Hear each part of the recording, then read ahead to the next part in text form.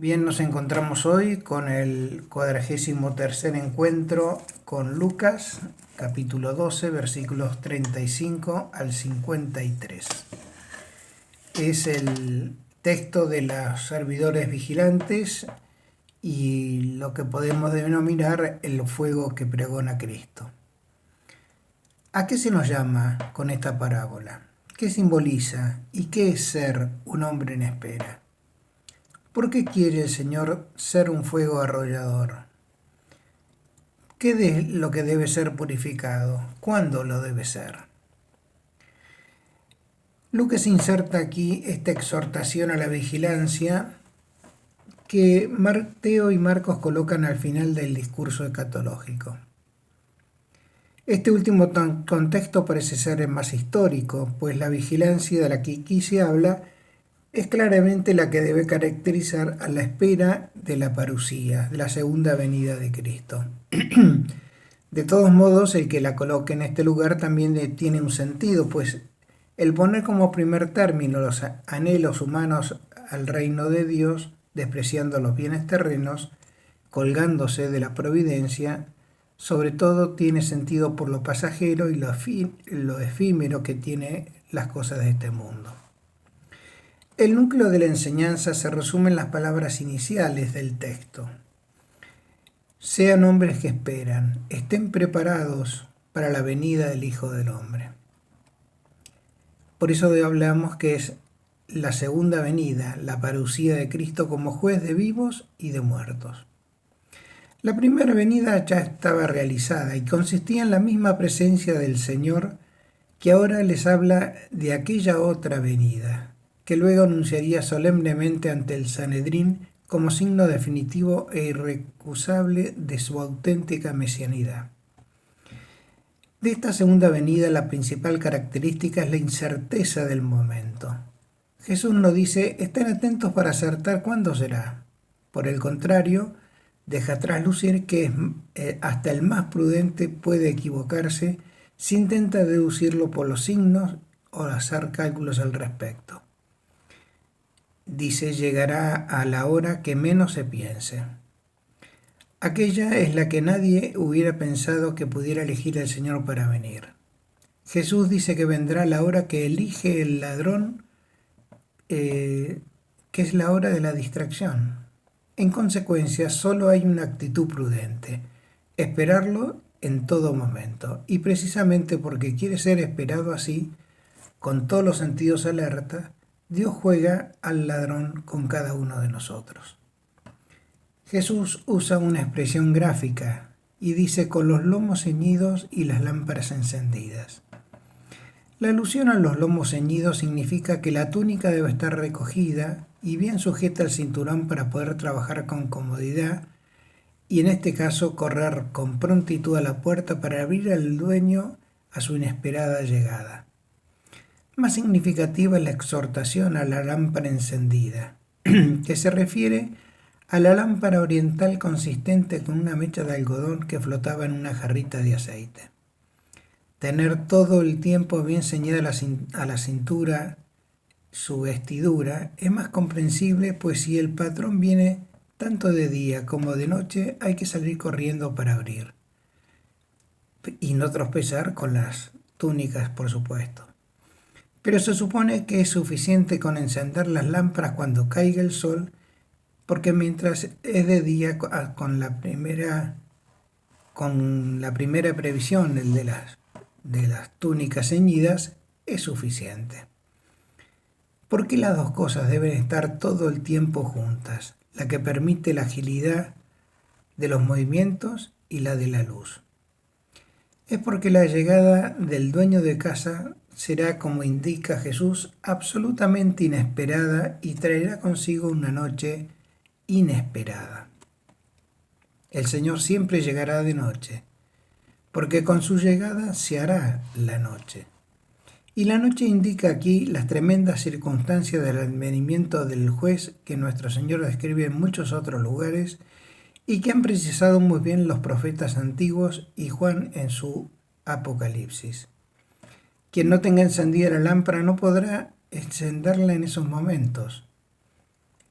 Frente a esto hay que ser hombres que esperan. Ser de los que esperan es muy diferente a ser de los que saben que ha de venir. Los cristianos de hoy se distinguen en tres grupos muy diferentes entre sí. Los que ignoran que Cristo viene. Los que saben que vienen pero no lo esperan por ahora. Y los que efectivamente lo están esperando. Y luego tenemos matices dentro de estos. Entre los segundos, los que saben que vendrá pero que no está viniendo. Entre los últimos, los que esperan pero que no desean su venida. Es una espera soportada. Y los que esperan deseando que llegue el momento. Solo estos últimos son hombres que esperan pedidos por Jesús. Y la esperanza es una virtud activa, de tensión. Pero añade Jesús algo asombroso. Al servidor que el amo encuentre despierte y esperándolo, él mismo se ceñirá el lomo y se pondrá a servirlo. Por eso concluye que así quienes así lo encuentren, dichoso sea él. De un patrón terreno, si encuentra un sirviente aguardándolo para abrirle la puerta con la comida caliente, podemos suponer que lo mirará con buenos ojos, le aumentará el sueldo, lo felicitará, pero jamás se nos cruzaría por la cabeza que su alegría llegue tanto como para sentarlo a la mesa y servirlo personalmente. Pero Jesús dice que Él sí lo hará esto con los hombres de la espera. Esta sorprendente promesa es porque Pedro pregunta si la parábola con su promesa es para ellos, para los más íntimos. Si tal generosidad debe entenderse que es para todos. A lo que Jesús responde con una segunda parte de la parábola en la que redondea el perfil de los hombres que verdaderamente esperan con fidelidad y añade el perfil de los necios. De los primeros solo agrega su definición. Es un administrador fiel y prudente, y su premio lo pondrá de jefe de toda su hacienda. Al segundo lo describe ante todo como un mal calculador. Piensa que su señor tardará en venir, es decir, que le sobra tiempo de balde. Es el necio que cree que sabe darse cuenta el tiempo de la venida y podrá acomodar sus cosas para pasar airosamente el examen al que sea sujeto.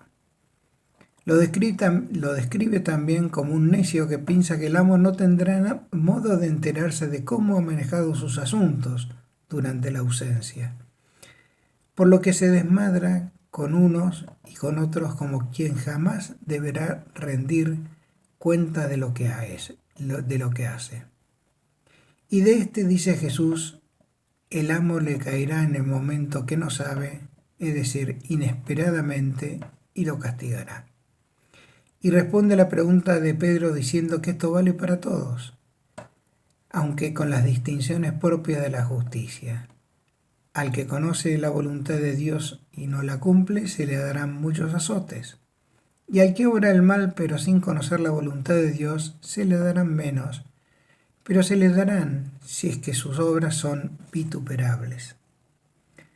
La advertencia a los discípulos es seria. A quien se le dio mucho se le reclamará más. Y a los que se les confió mucho, más se le pedirá. Pedro tiene así respondida su pregunta. Esto vale para todos, pero mucho más para los que han recibido con toda claridad la revelación de Cristo. Estas palabras de Jesús, de las que no sabemos a ciencia cierta en qué contexto fueron pronunciadas, revelan la visión que el mismo Jesús tenía de las consecuencias de la encarnación y de su predicación que causarían en el mundo, y también manifiestan algunos de los sentimientos más íntimos. Ante todo, una frase que se han dado distintas interpretaciones. Fuego he venido a derramar sobre la tierra y cuánto desearía que ya estuviese ardiendo. Tenemos que tener en cuenta que en el pensamiento judío el fuego se asocia como símbolo del juicio. Así es que Jesús veía la venida de su reino como un tiempo de juicio, el juicio final.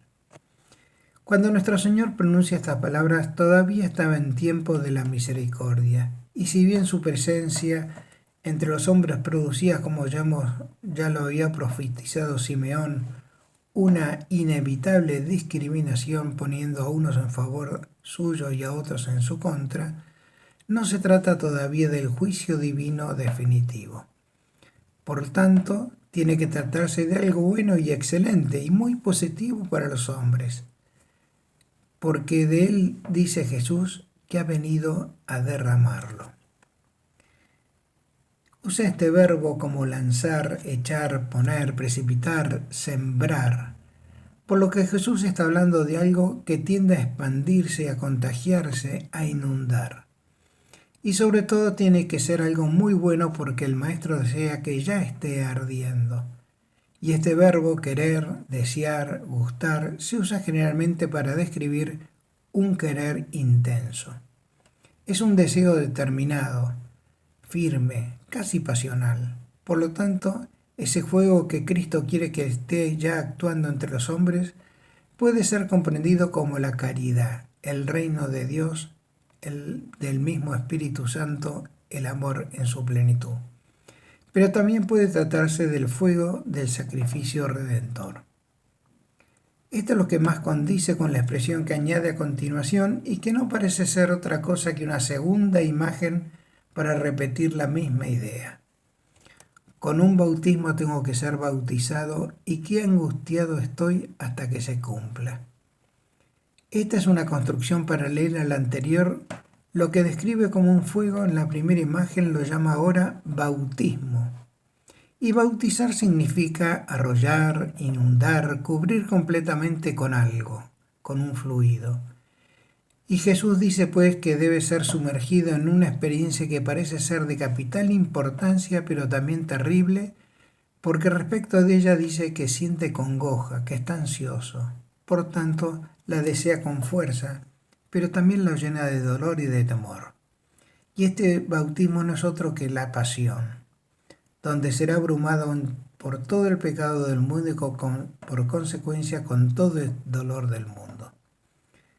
Proféticamente el salmista ha descrito como salida de la boca del Mesías, todas tus olas y todas tus olas me han arrollado. Este sacrificio fuego derramado, porque sus efectos salvíficos se expandirán como un incendio, y porque sus discípulos serán llamados a renovarlo perpetuamente hasta el fin de los tiempos en cada misa y en cada martirio. Todo el proceso de Cristo no será más que el primer acto de esta tragedia que se representa hasta que llegue la parucía. Por eso su fuego y su bautismo también tendrán un cariz purificador, haciendo que se distinga entre los hombres lo que es auténtico de lo que no es. De ahí que Jesús pueda decir con toda propiedad que no ha venido a traer paz, sino división, y que esa división penetrará hasta dentro de las familias, afectando las relaciones intrafamiliares. Jesús no predica la división de los hombres ni la lucha entre estos, pero no predica jamás el odio, sino predica el amor fraternal, el perdón a los enemigos. Jesús habla de la consecuencia inevitable de su predicación de la verdad, que es la aceptación incondicional de unos y el desdén y el encogimiento de hombros de otros, y el rechazo enconado de otros todavía, con la división, el odio y la violencia que los ven en esa verdad, una luz que les irrita los ojos. Es el pecado de hacer reaccionar con violencia contra Cristo, no a la incitación de Cristo a la división y a la violencia. Pero la divisoria de las aguas está ligada esencialmente a la persona de Cristo. Espero que esto les ayude también en la meditación de este texto. Un abrazo.